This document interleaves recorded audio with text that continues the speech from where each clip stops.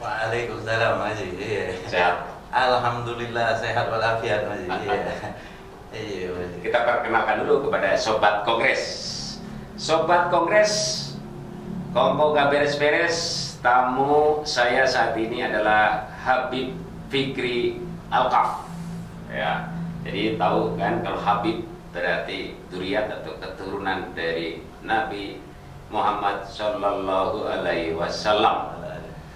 Bib, kalau Habib itu silsilah keturunan dari siapa sih ya? Awal dari Nabi itu? Itu ke Sayyidatina Fatimah Haji. Iya. Sayyidatina Fatimah. Semua habaib yang ada dari semua keturunan di sana karena baginda Nabi yang bilang wa ana abuha. Saya bapaknya. Terus sampai turun ke temurun, sampai turun terakhir merucutnya ke Sayyidina Muhajirullah Ahmad bin Isa sampai yang ada di Indonesia ini. Sampai yang ada di Indonesia. Kalau anak Sayyidina Ali itu kan dua, Hasan Husain. Kalau Habib dari Sayyidina Husain. Sayyidina Husain. Iya. Dari Sayyidina Husain. Sayyidina Husain kan nah, agama Islam yang menyebarkan Nabi Muhammad Shallallahu Alaihi Wasallam sampai ke Nusantara itu dulu kan kalau istilah itu dari pedagang dari Gujarat, dari India, ada Wali Songo, ada kalau negara Islam, kerajaan Islam pertama Demak di Pulau Jawa, kalau Sumatera Samudra Pasai kalau salah ya. Samudra Pasai. Iya. Samudra Pasai itu sejarahnya pengetahuan Habib Fikri itu datang ke Indonesia itu oleh mereka, oleh Habib atau gimana sih? Kalau untuk ilmu pendidikan kita di sekolah memang kita kenal dari pedagang Gujarat, hampir rata-rata semua ulama yang datang ke Indonesia ini memang pedagang dari Yaman, ulama-ulama Yaman yang datang ke Indonesia dulu transitnya mungkin dari Aceh, ke Aceh dulu, karena di Jawa belum ada dermaga mungkin. Betul. Iya, berangkat dari Aceh berarti baru mulai dari Aceh ke Padang, ke Palembang, terus baru mulai masuk ke Jawa Tengah atau Jawa Timur. Jawa Tengah, Jawa Timur ya. Iya. Kalau di Jawa itu kan terkenal penyebaran Islam itu oleh Wali Songo. Wali Songo, iya. Itu diantara Wali Songo itu Habib semua nggak? Kalau yang semuanya habaib aja. Habaib. Cuman satu yang masih di iniin Sunan Kalijaga. Sunan Kalijaga. Jadi yang pakai pelakor. Iya. Namanya Raden Said ya. Raden Said. Iya, sebagian bilang itu juga habaib, ada yang bilang juga bukan gitu Mas. Karena ya begitu. Terus habaib, saya jujur pada saat saya di kampung dulu, jadi nama habaib itu keturunan Nabi itu tidak terlalu terkenal,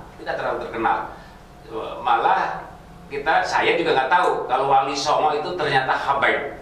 Jadi jujur nama Habib, bahwa Habib itu keturunan Nabi itu terkenal, yang bikin terkenal itu sebenarnya ya Habib siapa?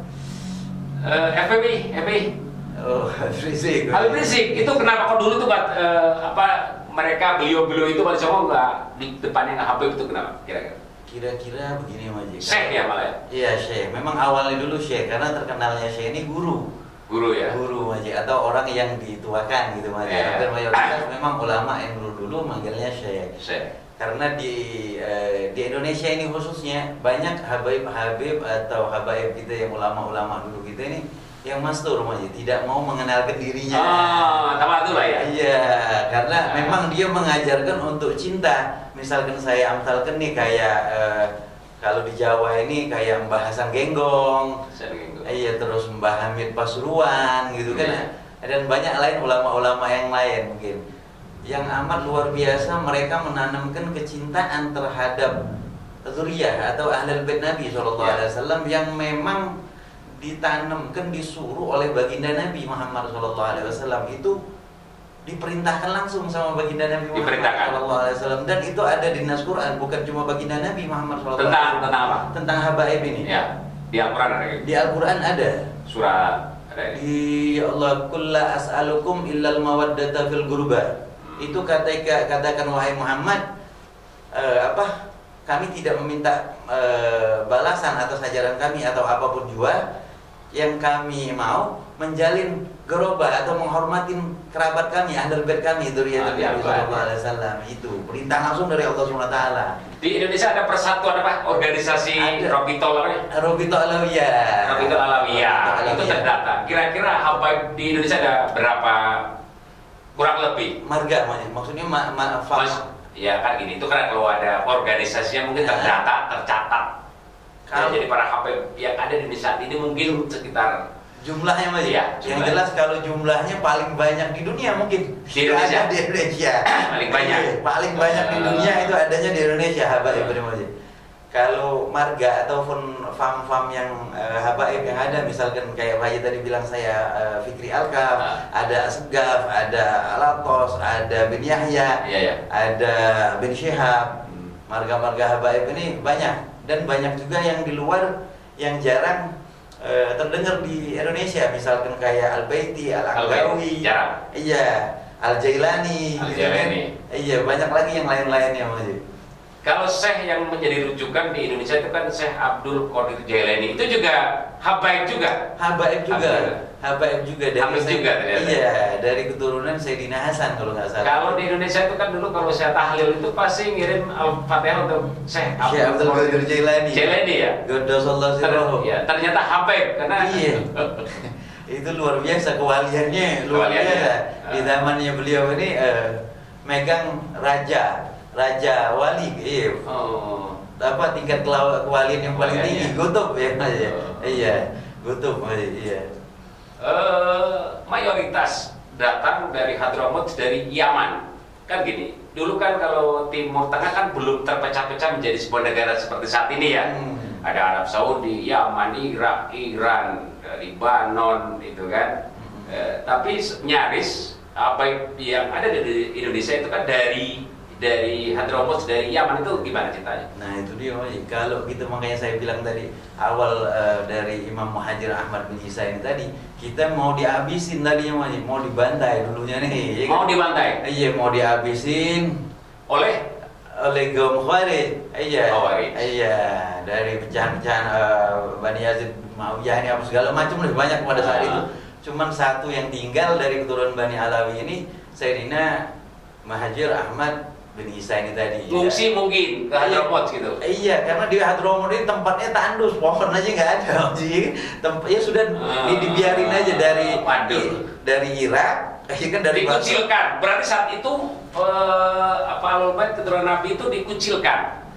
Itu pertimbangannya Pak pada zaman apa di Muawiyah ya? Iya, dibantai habis ya Yazid bin Muawiyah ini tadi pada khalifah itu. Dibantai habis. Terjadilah pembunuhan Sayyidina Husain di Karbala, ya kan, ya luar biasa. Iya, ya Allah, gimana kita mesti iya, bingung kita. Iya, kita flashback ke belakang pada saat itu kan. Kalau setelah Nabi kan khalifah kan 4, Abu Bakar, Umar, Utsman, Ali. Ali kalau nggak salah terakhir terbunuh oleh Abdurrahman bin Muljam ya. Iya, Muljam. Abdurrahman Ibnu Muljam. Padahal Abdurrahman bin Ibnu Muljam itu juga seorang Muslim. Seorang Muslim yang luar biasa taat, dia penghafal Al-Quran, ya kan. Terus juga memang mungkin itu kan kenapa itu udah salah persepsi dalam penafsiran agama Islam itu bagaimana? Nah itu dia yang kita khawatirkan di sini ya kan, pemikiran liberalisme ini, gaum-gaum Khawarij ini yang sangat membenci. Apa? Pertimbangannya kok membenci Ali terus sampai dibunuh? Semuanya karena ketegasan Sayyidina Ali, kedekatan Sayyidina Ali sebagai mantunya baginda Nabi, ya kan. Terus juga ajarannya, ketegasannya, kedermawanannya, ke semuanya, ya kan. Dan kan bagus ya gini. Saya juga kadang heran. Pada saat itu Ali menjadi khalifah. Abdurrahman Ibnu Muljam mungkin pengikut, dia hafal ya, paham tentang agama pasti karena habis Quran. Terus membunuh itu salah pernah dalam menafsirkan ayat agama atau gimana? Iya, kurang lebihnya seperti itu Mas. Dan sering didoktrin dengan gaum-gaum Khawarij ini tadi. Khawarij. Iya, itu kalau kita nggak kuat, makanya kita butuh wasilah dari guru-guru kita. Ini harus takluknya harus kuat, maksudnya. Harus benar-benar sama guru ini, berkahnya ini dari ta'adzim khidmatnya kita sama guru ini tadi.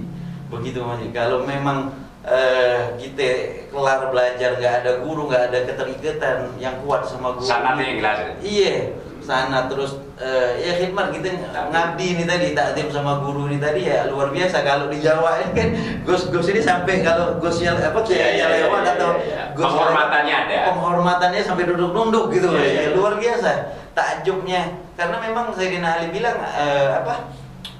ana abdun man alamani harfan wahidan. Saya budaknya bagi orang yang mengajarkan saya satu huruf. Saya budaknya bagi orang yang mengajarkan saya satu huruf. Begitu Majid. Itu Sayyidina Ali. Kita siapa? Sayyidina Ali, karamallahu wajhah, yang dikasih gelar oleh Allah Subhanahu wa taala kemuliaan akan wajahnya karena nggak pernah ngelihat kemaluannya. Langsung dikasih gelar mantunya baginda Nabi Muhammad sallallahu alaihi wasallam. Yang dijamin masuk surga oleh Nabi. Yang dijamin masuk surga. Ana Madinatul Ilm wa Ali babuha. Sayyidina Ali ini pintunya ilmu. Baginda Nabi tempatnya ilmu, sedangkan Sayyidina Ali ini pintunya ilmu. Kita siapa? Kita ini apa? Kita ini apa? Sampai di mana keilmuannya kita ya? Wah Allah, ya luar biasa. Kok ego selalu dikedepankan? Saya jujur banget Majid. Iya, jujur, sejujur-jujurnya. Anugerah yang amat luar biasa saya bertemu sama antum ini. Saya anugerah. Iya Majid. Saya melihat perjuangannya antum untuk support dakwah kepada alimul ulama yang ada di wilayah kota Cimahi ini khususnya Majid, membantu syiar dakwah, membangun pesantren, membantu anak yatim.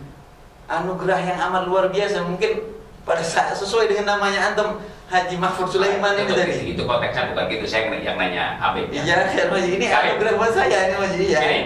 Sekarang terkenal kan, jujur Muslim itu terpecah. Ya ada istilah itu Khawarij. Jadi mungkin pemirsa ingin tahu Khawarij itu apa sih?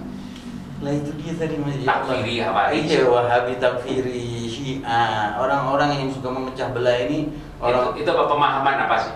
Iya dia apa ya Allah, kaum yang keluar dengan ajaran-ajaran ahlu sunnah, akidahnya berbeda, doktrinisasinya selalu, kalau bukan dari ajaran mereka kita bisa dibilangnya kafir, bisa dibilang kudu syahadat lagi kayak. Dan kalau kita sudah dibaiat dengan Wahabi takfiri, wah sampai dijemput-jemput kita ke rumah-rumah. Saat ini di Indonesia mereka itu organisasinya di bawah tanah atau ada organisasi resmi yang Khawarij itu? Tergantung aja. Kalau pahamnya tadi kayak Wahabi takfiri, mereka di bawah tanah, masih di belum. Tapi kalau gaum-gaum Syiah ini tadi, orang-orang pembenci sahabat, wailah yang dia sanjung Sayyidina Ali aja, yang lainnya sahabat yang empat yang lainnya nggak termasuk, lah itu sudah jelas-jelasan. Kalau itu udah jelas Syiah kan. Itu kalau dia udah terbuka. Karena Syiah ini pengikut, kita juga sebenarnya Syiah. Syiah ini Syiah baginda Nabi Muhammad, ajaran baginda Nabi Muhammad, bukan ngikut ke dia ini tadi. Kalau dia ini tadi kan dia sanjung Ahlul Bait, dia sanjung Sayyidina Ali, dia sanjung Imam Husain, dia sampai perayaan Karbala tadi sampai mukul-mukul dada sampai berdarah-darah. Kadang dia sholatnya pakai batu, ada tanah khususnya ini tadi, terus sholatnya juga 3 waktu. Ya bingung saya kalau sama orang-orang begitu. Tapi beda, Syiah dengan Khawarij beda. Beda. Kalau Syiah ini dia gimana Majid? Dia tidak mengakui kalau malaikat Jibril ini menyampaikan wahyu kepada Sayyidina Muhammad SAW.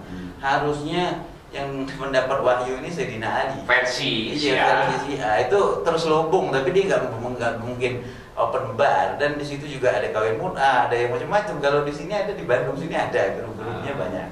Iya, imam-imam mereka. Oke, kan gini. Kalau Syiah itu kan ada benderanya, mungkin kita bisa hati-hati. Kalau yang Khawarij itu kadang kayak komentar suka mengkafirkan di medsos juga banyak. Itu sudah arahnya ke sana. Iya benar tuh Haji. Iya benar sekali. Kita ini umatnya baginda Nabi Muhammad ini menyanjung, mengangkat, menghargai agama-agama lain atau siapapun juga. Ya kan Nabi Muhammad ini memang tegas, dikala bab agama tegasnya luar biasa.